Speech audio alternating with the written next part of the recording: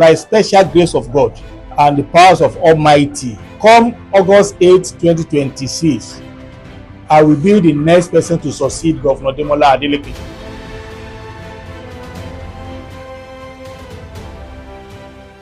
My name is Engineer John Olufemi Adesuyi, the candidate of Zenith Labour Party in the forthcoming governorship election in Osun State. Beyond politics, I've been in an academic environment for a while and once a Dean of Science and Engineering in a recognized institution here in Osun State.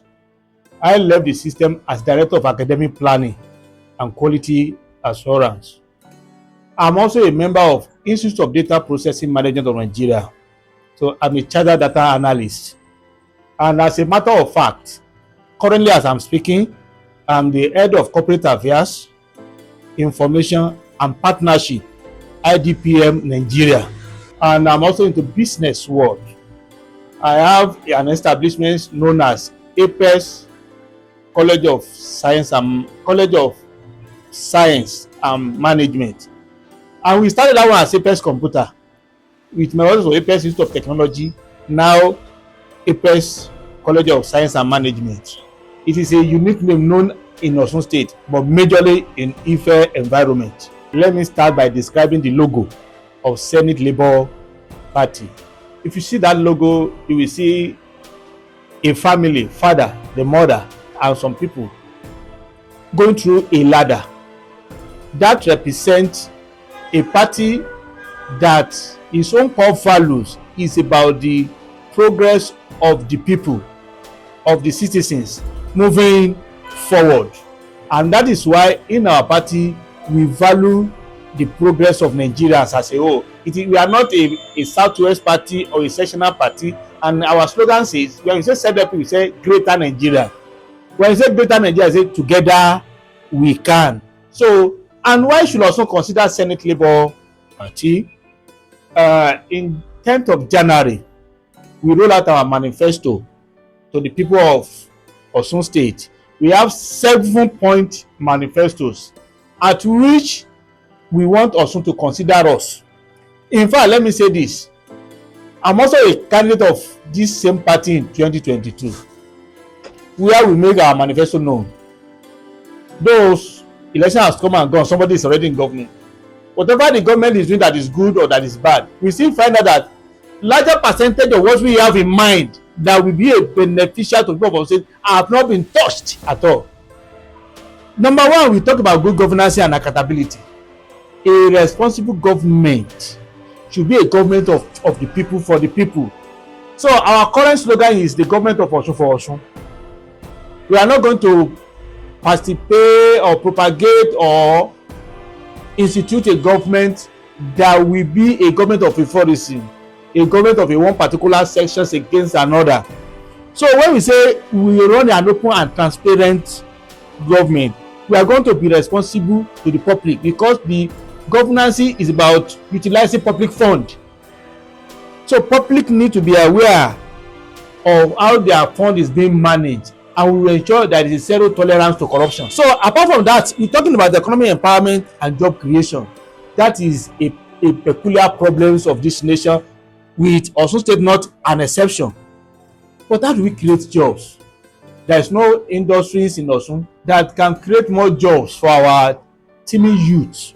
But the only thing we can do is to beckon on the agricultural sector, which have the longest value chain. So, as part of our manifesto, we are ready to support small and medium scale enterprises, as well as youth and women. So we are going to make a kind of a schemes that will empower women into small businesses.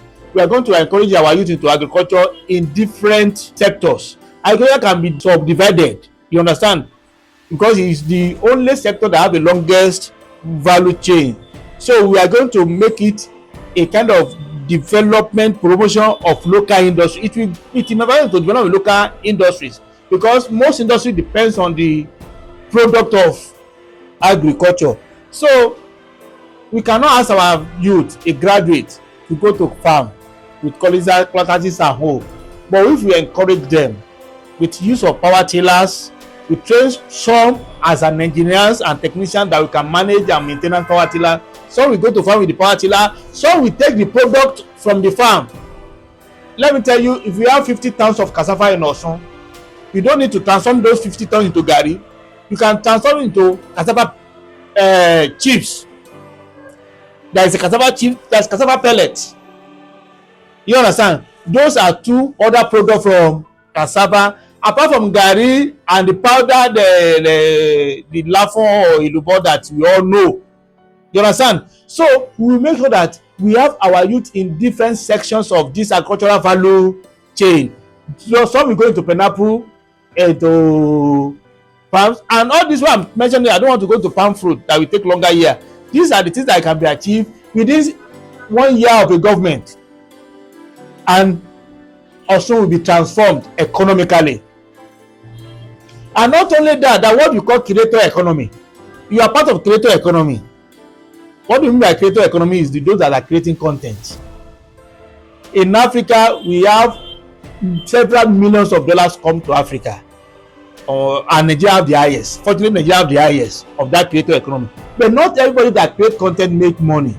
We are going to make sure that also youth have their feet into creator economy, and they are able to take larger percentage of it by exposing them to several and necessary training that will make them fit into global creator economy within the space of 1 to 3 months. So then we're talking about education and human capital development. There is no education, that won't be development. So all this thing we are talking about is also based on education. We are going to strengthen our educational system more. And one unique thing that is lacking in all our secondary schools today is there is no longer an office of guidance and counseling. This will be restored to make sure that our youth and children are being properly mentored.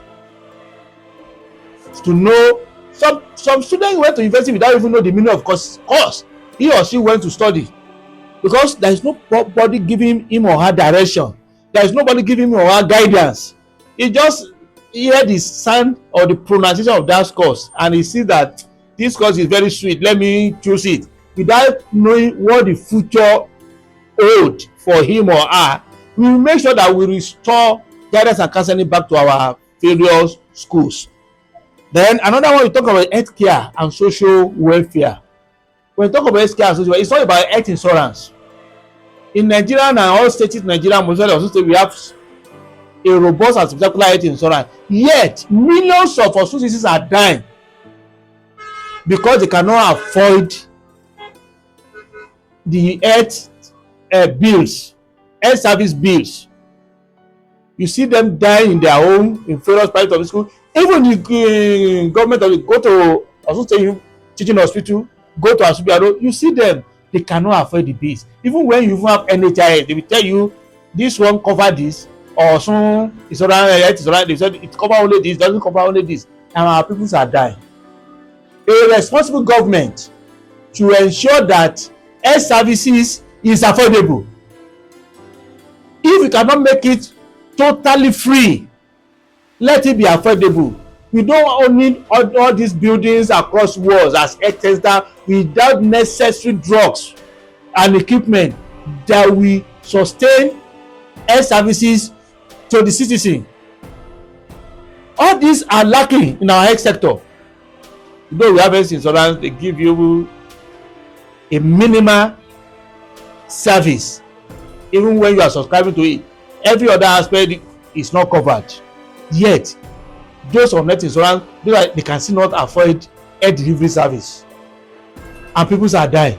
If you have a good road, even if your electricity is good, no, electricity is not good as we are speaking of, is the worst. You understand now? But you have good road, and if you don't have good rates, you will enjoy it. So health sector is also a key to human development. So every responsible government should know that is a major sector that they must make sure that we discharge a health delivery that is affordable to the citizens of the state. The issue of security, you cannot tackle security effectively without incorporating the traditional rulers, the village chiefs, who actually know the nooks and crannies of their communities, and they also knows their people. So our government will ensure there is collaborations and interagency relationship among the security agencies we have in Nigeria, with all our traditional rulers and chiefs, community chiefs are involved. With this, we'll be able to strengthen the securities of lives and properties, and in which is also including the local hunters. They will not be like so. From that, people will be at peace, that you will be able to sleep and have your two eyes closed. So we will not even support that. Not only collaborating, we provide devices and we communicate to the people that if you are committing act of violence, a crimes, you have been captured. This will be done secretly. This is thing that you will not even know. Anywhere you commit crime in Osun State, you are going to be captured. All this can be achieved without breaking banks, and they will sustainably curb violence, criminal activities, and ensure safety and security of life. Now, other aspect of our manifesto is the infrastructural and urban development. Successive government in the last 15 years plus this current one have been embarked on series of projects towards urban development, toward infrastructural development, but in most cases there is always a misplace of priorities. One, you cannot have a very sustainable urban development when a state does not have access road. From Ilesha to Osogbo has not been a good road since the last 20 years. Several efforts have been made on Ife to Osogbo. Up till now, it's still not yet a good road. The road to Osogbo is not an access road. Kwara to Osun State is not an access, no access road. Ibadan, Gbagada Junction, stop at Odiomu for several years, no access road. Current government are making some tangible efforts, but sectional on development, but neglect. There is what they call, I don't say neglect, there is a misplace of priority. Let me come out clear. The dualization of Abere and Owodiede is of no effect and important that Gbagada to Akoda. Why do you spend so much on dualization of that road when Obande Junction to Texaco is still not a good road for people coming from Ondo State? When you cannot cross from Ilesha to Ile-Ife on a dual carriage. These are misplaced of. We are not saying doing that is not good. It's good, but you must prioritize it, and you must have a scale of preference. You must understand which one is of more important and of economic value to Osun State. Up till now, people are crossing from Ejigbo to Cote d'Ivoire, Abidjan. Of what effect? We have not been able to tap into that resources and enhance the economic value to Osun State. But we are realizing a circle, a particular section in the state is completely wrong. There is nothing we can use to justify that.